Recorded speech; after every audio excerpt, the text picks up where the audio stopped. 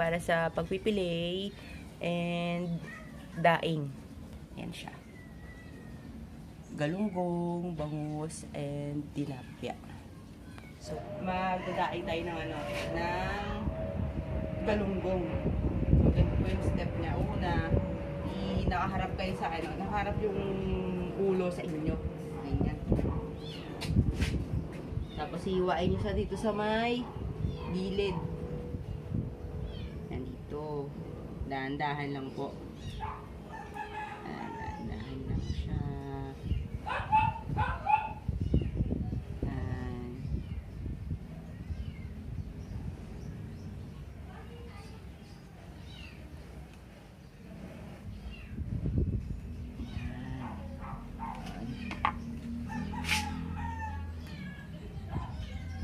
Make sure hindi nyo maano yung yung ulo. Dahan-dahan po. Hanggang sa mag-crack siya. Pag narinig niyo na yung crack yun, okay na yun.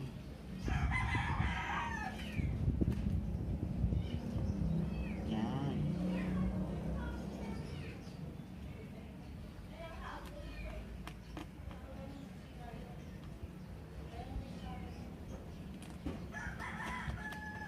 Yan.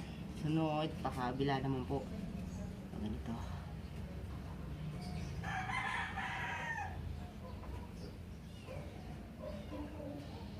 Hanggang sa bumuka siya.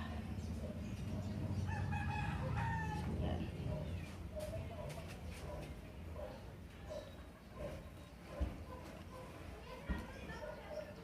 Yan. Yan po. So, yan. Nakabuka na po. Tapos, tatanggalin naman po natin yung mga niya. Yung mga laman loob niya. Yan. Kasi yan. Kasi madumi ho yan. Hindi ka kinakain. Dahan-dahan lang din ho. Kasi baka maano yung niya. Yan. Baka masira ang isda. So, yan po. So, syempre, pinakita kayo mga dyan, no? May na-notice kayo ng mga tinik-tinik. So, ito gagamitan po natin ito. Tinik-tinik. Yan. Yan. Yan po.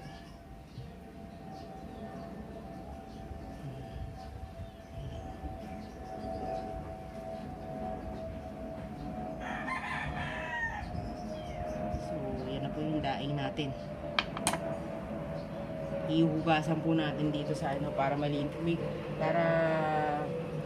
yung natin, yung daing natin. Tapos iluto po niyo yung ulo. Kailangan marinig nyo crack.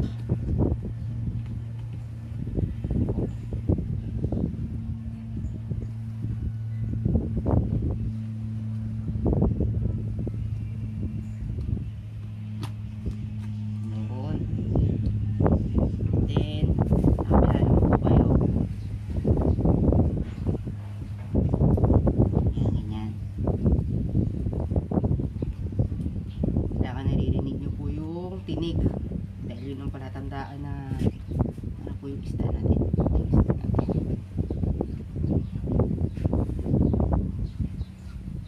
So yan, pagka ganyanin po natin ulit yung isda.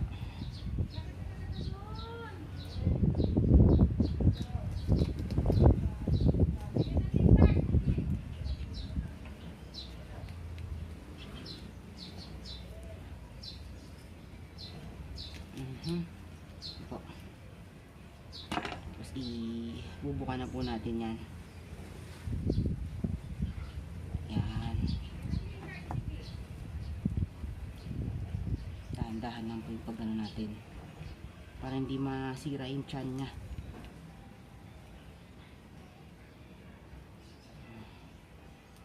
Kasi tatanggalin po natin yung malaking tinik niya mamaya.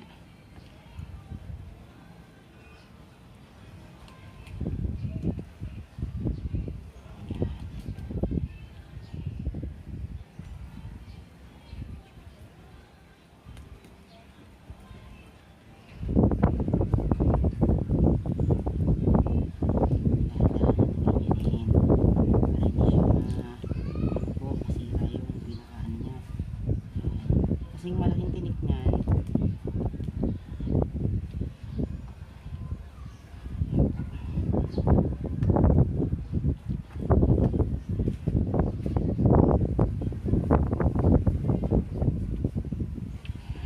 kanyang konting ganyan.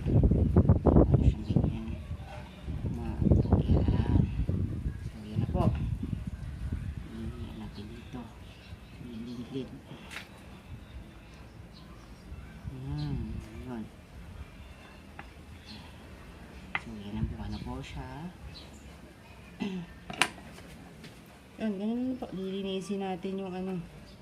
Yung ano niya. Yan. Tanggalin po natin yung mga laman loob.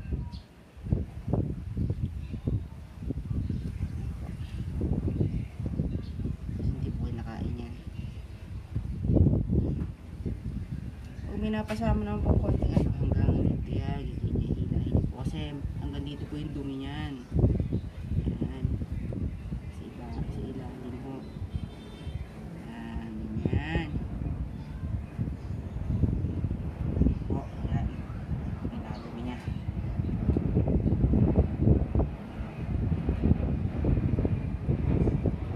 Ito yung kanyang hasa.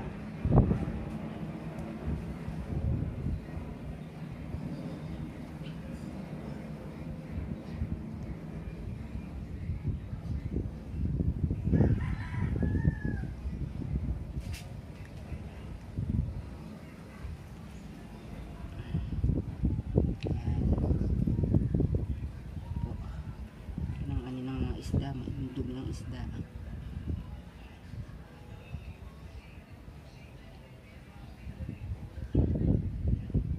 Tanggal yan. Kung hindi kaya, i-ano nyo ng kutsilyo konti. Ganun na siya. Medyo matigas kasi yung ano nyo po, sa may dulo nyo eh. Ingat lang kayo, baka maano kayo. Masugat. Yan, ganun.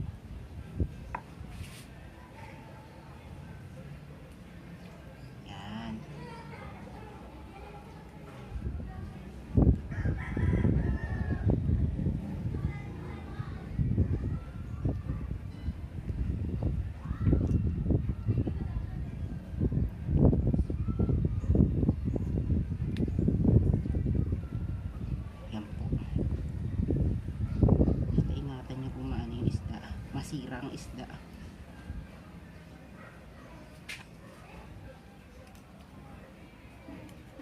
Yan.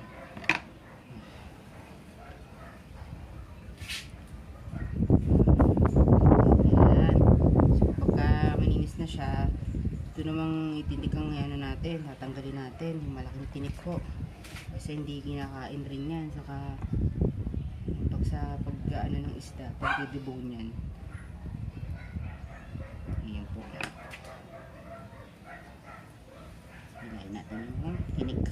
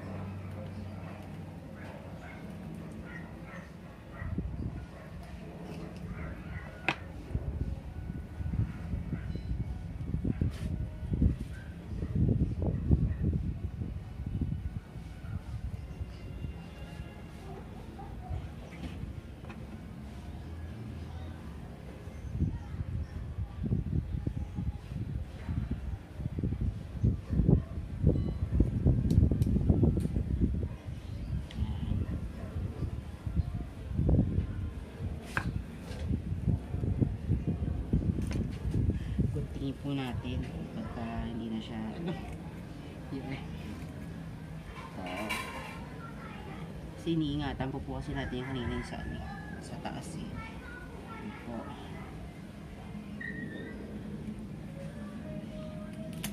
Yun. Ingat lang po dito sa may tiyan. Bale. Yan. Yan. po.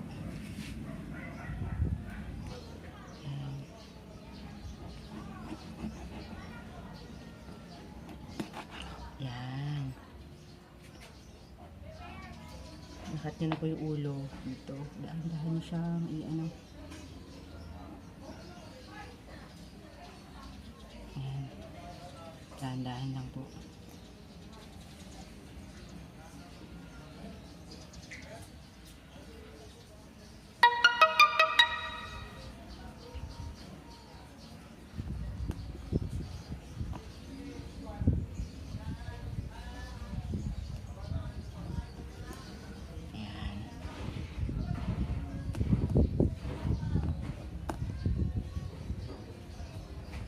Hindi madurog yung isda, daan-daan lang. So yan. Yan siya. Kuhain na po natin dito. Dandahan.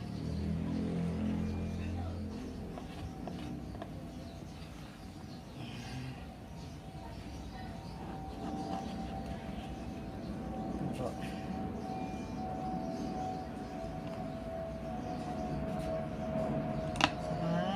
Tanggalin natin yung mga tinik-tinik po na ano, i-gulong po natin siya.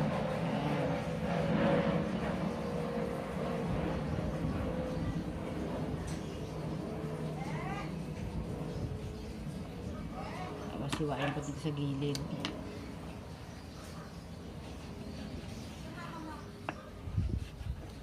Yan.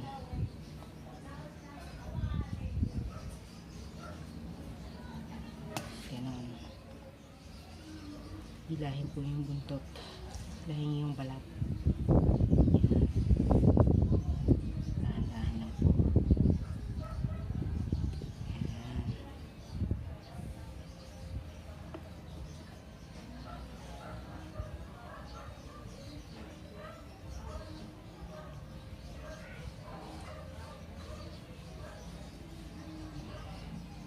So, kabila naman.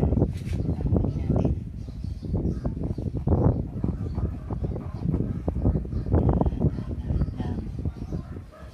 Yung ano,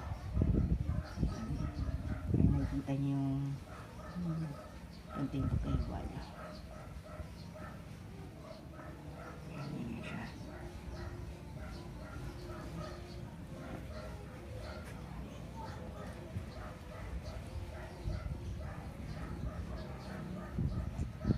Ayan.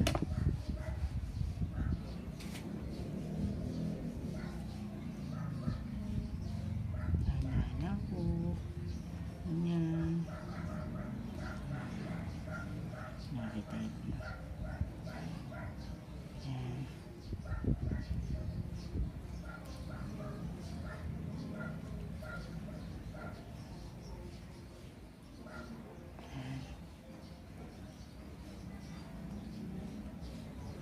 Ayan. Tinik-tinik. Sibahin nyo dito sa gilid.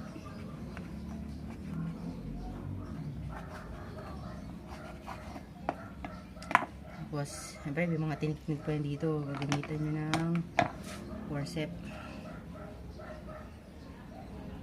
Yan, yan.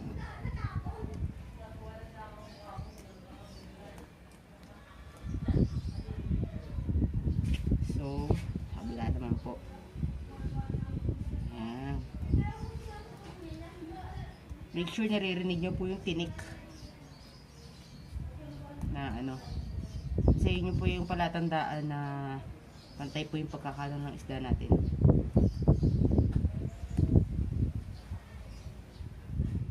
Ayan.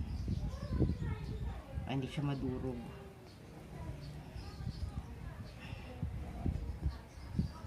So, yun po. Yun lang din, bubuksan nyo. So, meron din po siyang mga ano, yan, yung mga bituka, laman loob po. Aalisin po natin yan. Yan po. Aalisin po natin. Yan. Pati yung mga hasang-hasang. Yan. Ano lang ho kayo, ingat lang ho. Kasi baka sira yung isda, yun ang iniiwasan natin. Yan. Yan. Okay na. Ito, gagamitan natin po yung forceps uli para sa mga excess na tinik-tinik ko. Tanggalin natin yan. Para hindi tayo matinik pagka hinain mamaya. Yan po.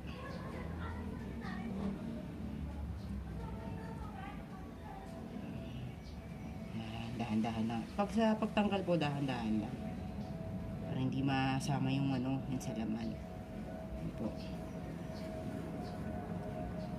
Okay na. Ano na yung ating daay. So, hugasan po natin dito ngayon sa tubig. Ito. Para malinis natin ang isda. Yan. Ganyan yun lang.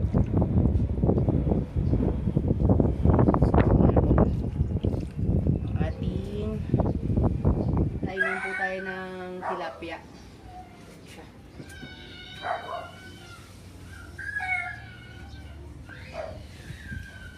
Same procedure lang din po sa ano, sa bangus. Yan.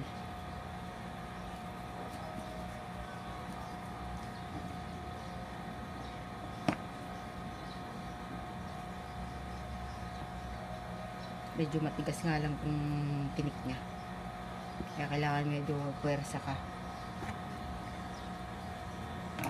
Puwersa. Yan.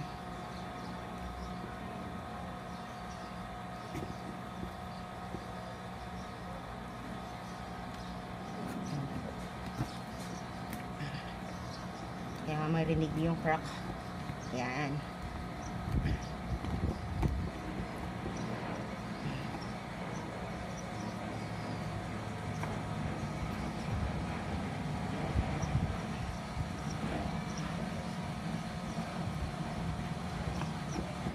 Yan po.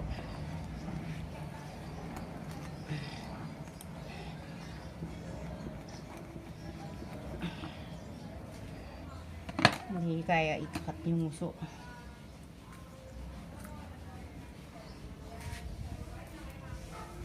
Kat na po siya.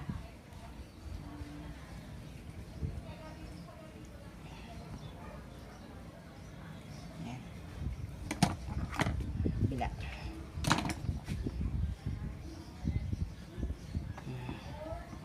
Yan po.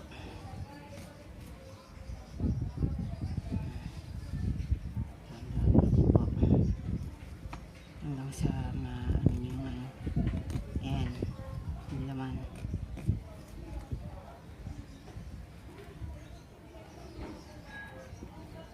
Dapat hindi nyo pumaan yung tinik.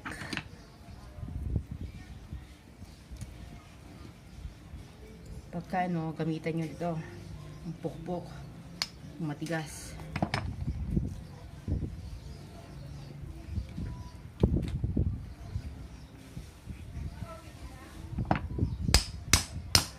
Yan po, ganyan. Para ma-open nyo siya. Kasi medyo matigas yung ano nito eh. Medyo matigas yung laman niya.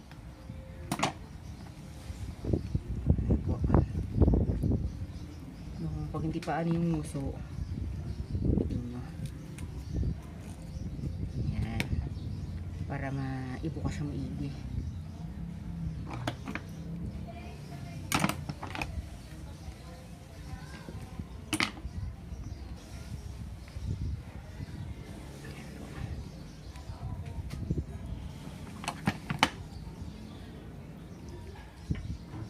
Lagi na lang sa nguso. Ayun. Apo. Sa gilid. Ayan. Bukayish. Ganyan po siya. Tanggalin din po yung mga laman loob. Ano siya. Ito. Lagay.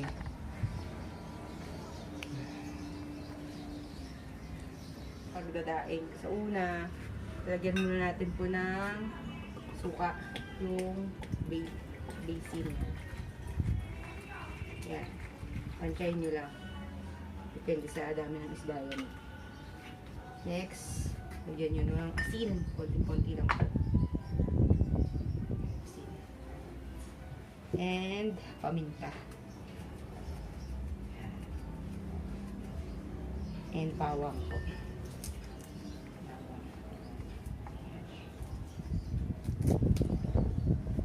Pampalasa. Pampalasa natin. And sunod, taasdan po natin yung isda.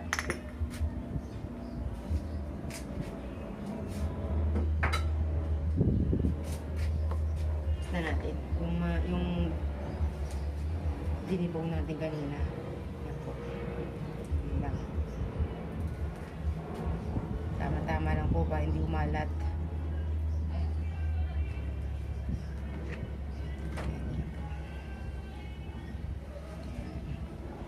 Paloob. Panggaas na natin din yan. Sa loob, pati palabas. Yan po.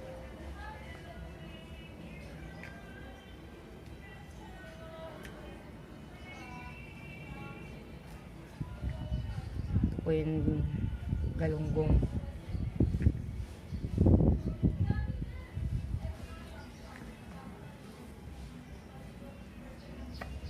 Then, yung bangus natin.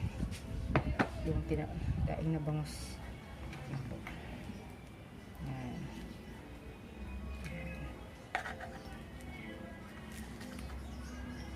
Ang ano natin ito, ilalagay po natin, pabaliktad. Para po yung ulo, ay yung sipsipin niya. Yung katas nung yan. Yung pampalasa natin. Yan. Pabaliktad po yung ng isda natin.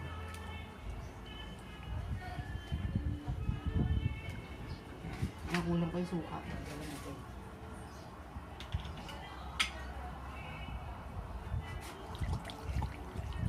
Yan.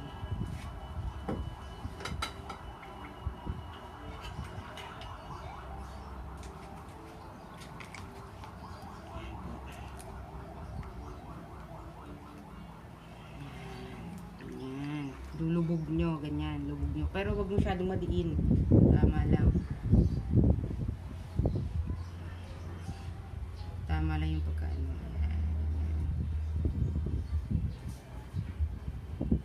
Babad po natin siya ng kalahating araw.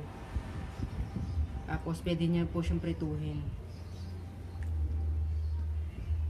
Para malasang malasa.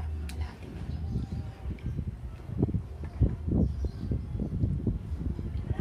Tapos lagyan po natin ng asin. Bubulbara natin. Ibabaw. Yan.